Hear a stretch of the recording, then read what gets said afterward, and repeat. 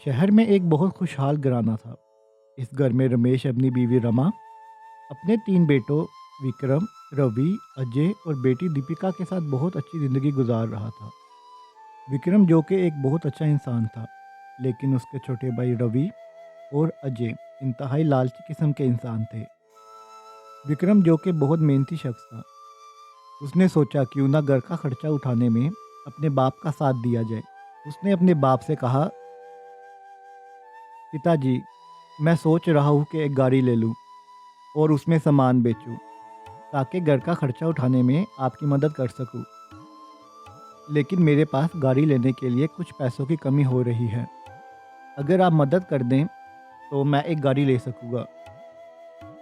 रमेश ने अपने बेटे विक्रम को पैसे दे दिए और विक्रम ने उन पैसों की मदद से एक गाड़ी ले ली।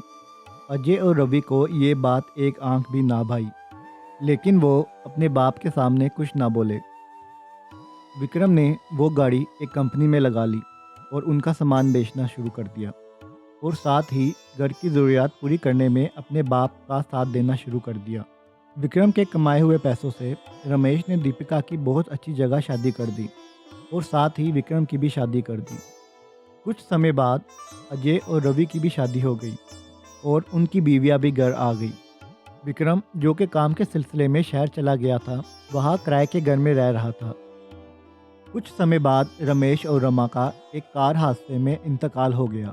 बाप के मरने के बाद रवि ने अजय से कहा, कि क्यों ना घर को सेल कर दिया जाए। इस तरह हमें हमारा हिस्सा भी मिल जाएगा और हमारी जो ज़रूरियात है वो भी पूरी हो जाएगी। ठीक है, बेच दो। मुझे भी कुछ पैसों की ज़रूरत है। रवि और अजय ने विक्रम और दीपिका से फ़ोन पे बात की और उन्हें भी घर बेचने के लिए आमादा कर लिया। घर को बेच दिया गया और जब पैसे तकसीम करने की बारी आई तो रवि, अजय और दीपिका के मन में मैल आ गया। रमेश ने जो पैसे विक्रम को गाड़ी लेने के लिए दिए थे, रवि और अजय ने वो पैसे भी काट लिए थे। तो जब उन्होंने विक्रम को पैसे दिए तो रवि ने कहा, तुम्हें पिताजी ने जो गाड़ी के लिए पैसे दिए थे वो हमने तुम्हारे घर के हिस्से से काट लिए हैं। ये लो तुम्हारा हिस्सा। विक्रम कहता है, लेकिन वो पैसे तो मुझे पिताजी ने मरने से पहले माफ़ कर दिए थे, और जो मैंने तुम्हारी पढ़ाइयों और शादी पे पैसे खर्च किए हैं उसका क्या। अजय बोलता है, तो तुमने हम पे कौन सा एहसान कर दिया है? ऊपर वाला सब देख रहा है, मैं तुम्हें कभी माफ़ नहीं करूँगा। और ये कहकर विक्रम वहाँ से चला जाता है। रवि और अजय उन पैसों से कपड़े की दुकान लगाते हैं, लेकिन वहाँ आग लग जाती है और उनका सामान सारा जल जाता है। वो दोनों सड़क पे आ जाते हैं।